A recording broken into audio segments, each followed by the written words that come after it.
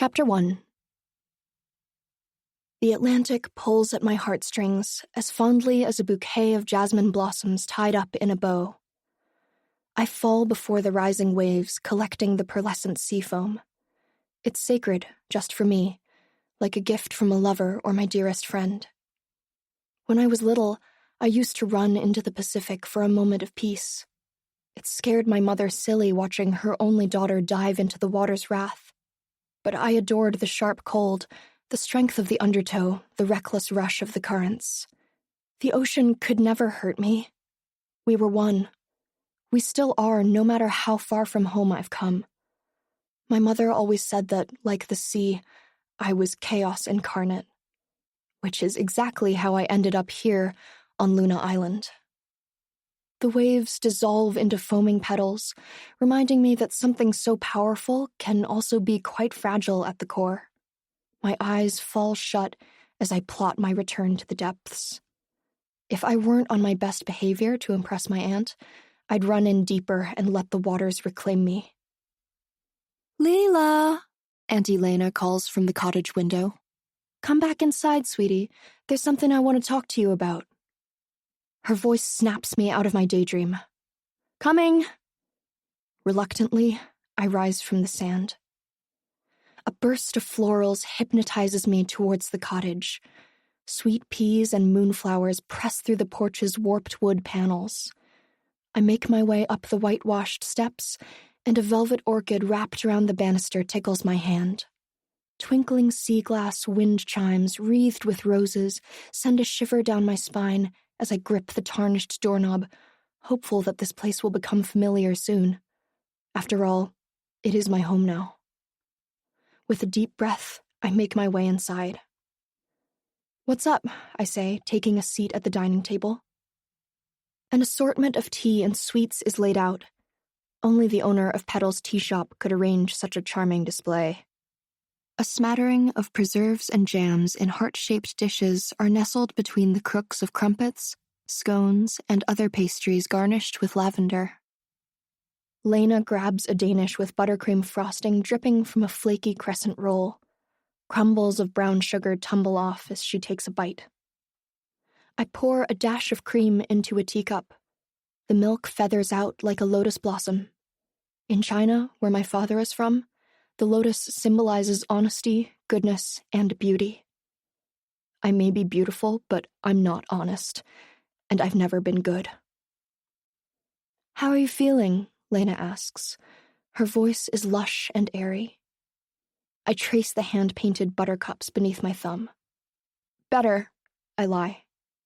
She smiles sweetly. "Do you want to tell me what happened yet?" My father hasn't told her?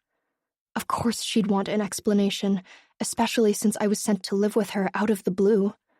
Lena and I are practically strangers.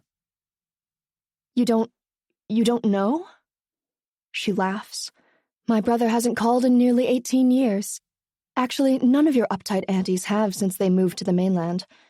And although your father hasn't had the decency of a 'Hi, Lena,' or 'How you doing, Lena?' I'm overjoyed to see my gem of a niece here after all this time. Frankly, whatever happened between you and your daddy, you deserve nothing but grace. He can be so cold sometimes. Believe me, Lila, I know." I take a long sip of tea, letting the warm vanilla blend soothe my throat.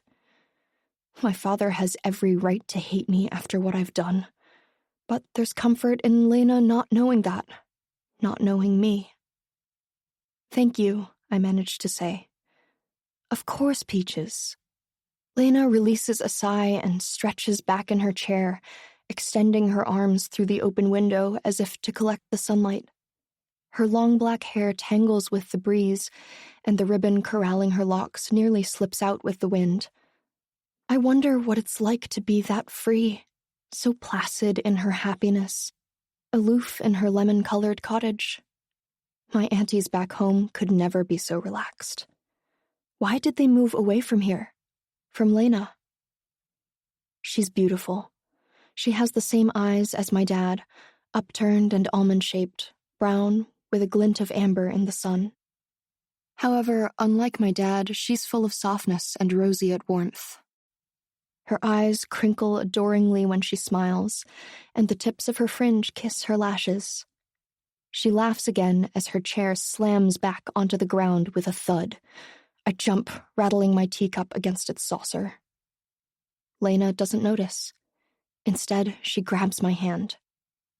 Look, I know being here is going to take some getting used to, so if there's anything I can do to make this change more comfortable, please let me know. I hesitate, pulling my knees towards myself like a crustacean curling into its shell. I was supposed to graduate high school early this summer, finish with a GED, and join a pre-professional program for ballet. That was the dream. I don't think anything can make it right now. Not when I'm on Luna Island instead of where I should be. Besides, there's not even an audition for me to work towards after I ruined my reputation on stage. I'm all right, I say. I'm just going to get settled in my room. Lila, she stops me from rising. I can't let you waste away in there on your birthday. I sit up taller in my seat. You remembered? Of course, it's today, right? Yeah, it is. My voice drops. I don't want to think about how my parents sent me away right before I turned 18, or how I don't know Lena other than the birthday card she sends each year. A rising heat spreads across my palms. My stiletto manicure sinks into the threads of my dress, crumpling the thin cotton to calm my racing pulse. I hate myself for fraying such a delicate piece of my wardrobe. I sigh, smoothing out the floral print. Thank you for remembering. Lena tilts her head to the side, offering a faint smile. It's the least I could do after, Honey, I'm really sorry about everything. I won't pry, but let me show you a good evening. Luna Island really is quite lovely if you give it a chance. I tug at the locket around my neck, the only thing from my mother that I brought with me to Luna Island. That's sweet of you, but I just want to settle in. Then settle in with me tonight at the midsummer ball. The what? The last thing I want right now is to be around anyone else, let alone attend a ball. She leaps to her feet. That's actually what I wanted to talk to you about. I don't mean to overwhelm you, but it really is a treat. The midsummer ball typically only happens every 7 years, and you just happen to arrive during an anomaly. Besides, it'll be a good chance for you to get acquainted with the community. Luna Island rarely ever has visitors. So I've heard. I reach into my pocket, running my fingers over the frayed ferry ticket crumpled in the hollow of my cardigan. The ferryman on Virginia Beach had looked me up and down before boarding, examining my ditzy print suitcase. You planning to stay a while? He'd snapped. The bite in his voice made me jump. I looked down at my heels as if they were ruby slippers that could make me disappear with a click. I guess I don't really have a choice. He scoffed, taking my ticket. Good luck, kid. Excuse me? His eyes narrowed. You really haven't heard the stories? Was I supposed to? My parents hadn't told me anything. No, I said to the ground.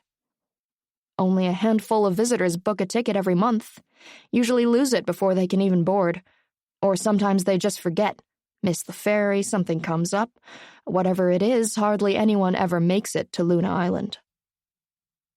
I glared at the crescent-shaped island in the distance.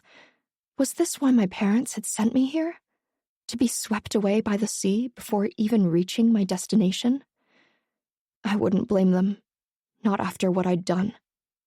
I tugged my cardigan around me tighter, limbs shaking. Pale green waters lapped beneath the dock, taunting me forward like spindly fingertips. Lila, it called. Come to me. My eyes shut, breath hitching as I dropped my suitcase. It was an overtone of a voice, twin echoes, not quite human. I had heard it only in my dreams, that liminal space between reality and the other world. Sometimes the veil would part when I reached a void, cliffsides, the open ocean, coaxing me to follow. It's true, I've always loved the sea, but I'd be lying if I said my intrusive nature didn't terrify me. Sometimes I mistake the ocean as my friend, but she is not a friend, and she is not kind. No, I stammered, banishing the sea's echo and its hold over me. It can only hurt me if I let it. The ferryman chuckled. Just as I thought, another flake. I meant, no, I'm not leaving. His lips twisted into a smirk, pausing, as if I'd back out. Hop on before fate changes its mind. Clinking porcelain startles me back to reality. Lena laughs as she recovers the sugar dish she toppled over on the table. The memory disappears with the crystal grains she sweeps onto the floor. I hate to cut our tea short, but I have to get going soon. She tosses back the beach waves fanning her neck. The town is in a tizzy. I've been scrambling all week to get these pastries ready for the ball. We usually have months to prepare, but one town meeting and bam, I'm slammed. It's amazing what we've managed to scrape together with only a few days' notice. I don't understand, I confess.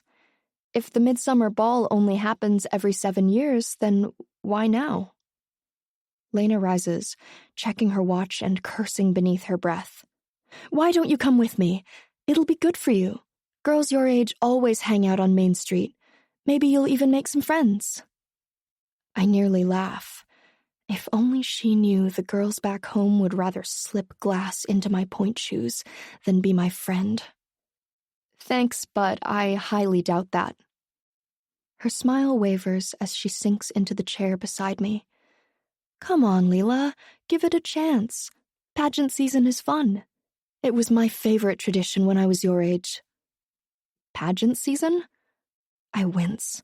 I know it's not the same as ballet, but I can't stomach the thought of another competition right now. I'm sorry, I wasn't suggesting you participate after... She shakes her head. My muscles tighten. So, she knows about that. Great. All I meant is that it would be a good opportunity to get acquainted with the island, maybe meet a few people. Please, I won't allow you to waste away here all alone on your birthday. My breath slows as I glance at the scabs that mark my palms like tiny crescent moons, branding me with the mistake that got me sent away. I didn't mean it. I was being impulsive. I'm sorry. I tremble, shoving my hands beneath my seat. That's sweet of you, Lena. She's trying, and I don't want to make her job any harder than it already is. I guess I could come along. That's the spirit. She wraps me in a hug and pulls me to my feet. Here, she says, handing me $100 bill.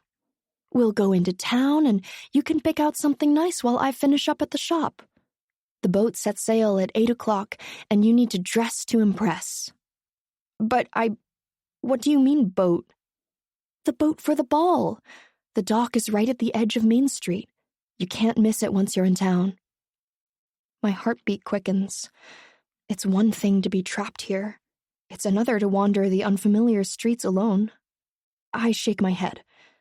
This is too much, and I can't take your money. Yes, you can, she says, grabbing a knit shawl off a hook near the front door. After slipping a wicker basket stuffed with fresh-baked goods over her arm, she gently tugs me down the hall. Lena, she tears open the door. Let's go. She presses a hand to my back, and I stumble onto the embroidered welcome mat. You need the retail therapy. Trust me. Take a walk down Main Street. There's a dress shop over there. Pick out something pretty, and I'll meet you at the dock at 8, okay? Wait, I try to say, but the wind tosses my hair in my face. I pluck it from my glossy lips and sigh.